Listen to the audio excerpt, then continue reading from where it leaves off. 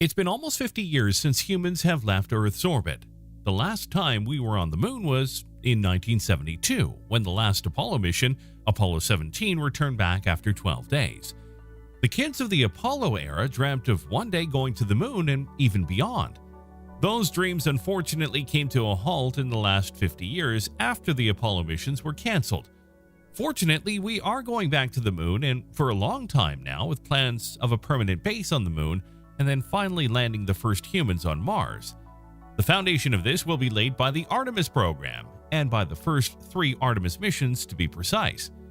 We have talked about the mission framework of the Artemis missions in our previous videos, but today we will take a deeper look at the 3 Artemis missions, which are the backbone of this framework. So what are you waiting for?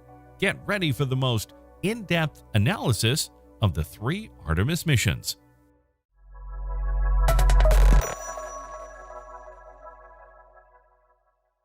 Do you ever get the feeling of being followed online? Do you know the feeling that you think you are being listened to over the phone?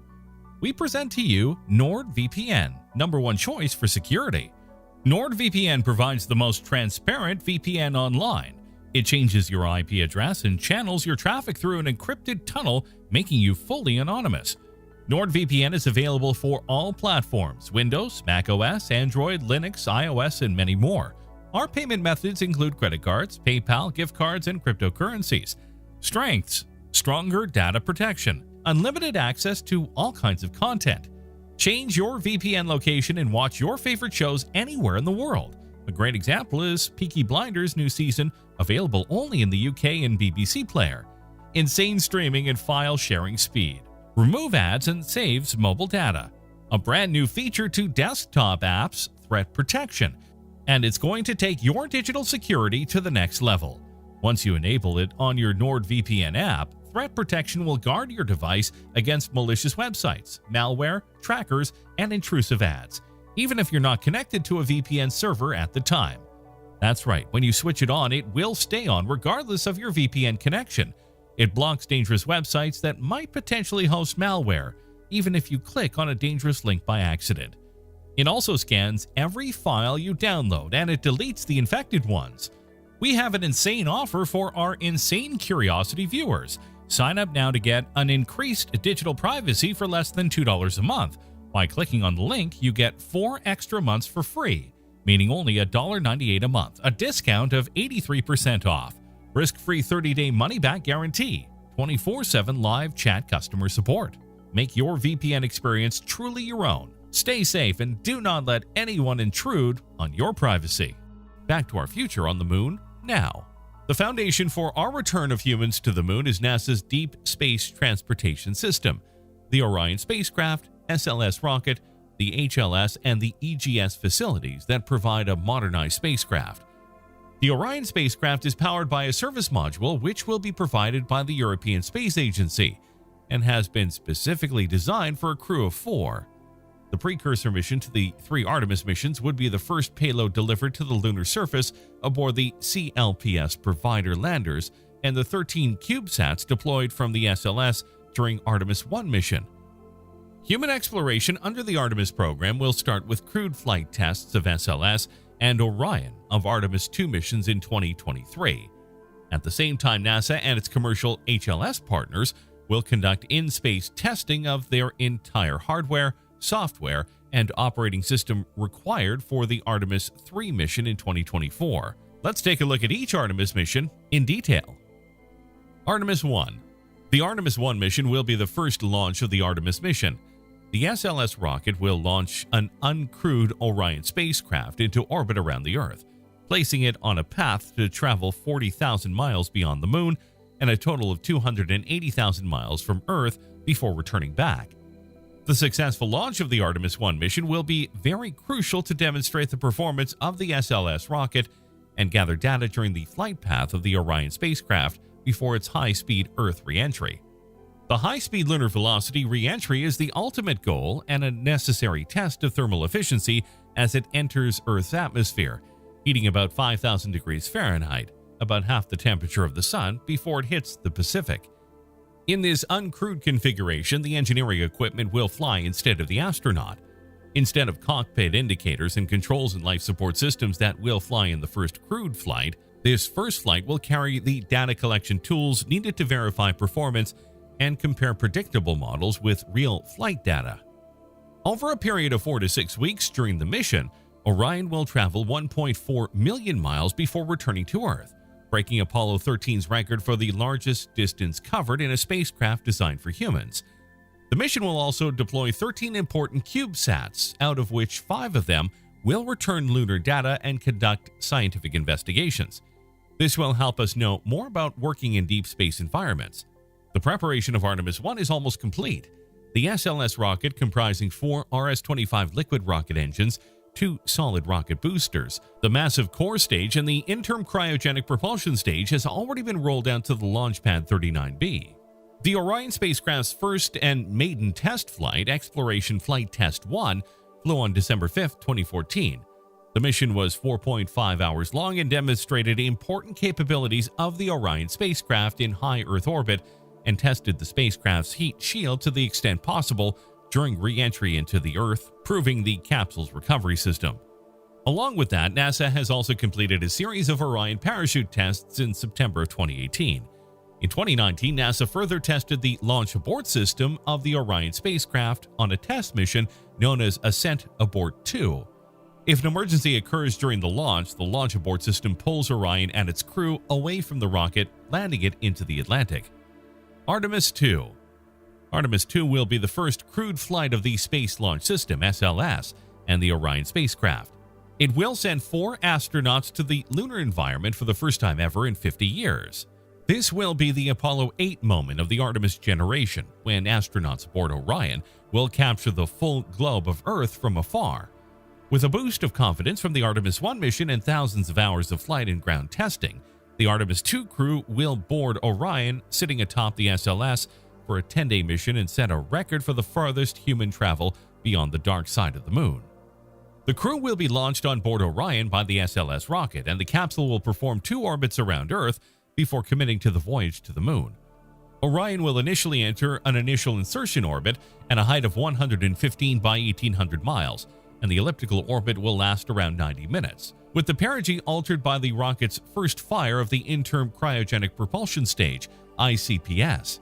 Following the first orbit, the rocket's ICPS will generate power to lift Orion into a high Earth orbit, HEO, where it will sail in an elliptical orbit for roughly 42 hours between 259,000 miles above Earth.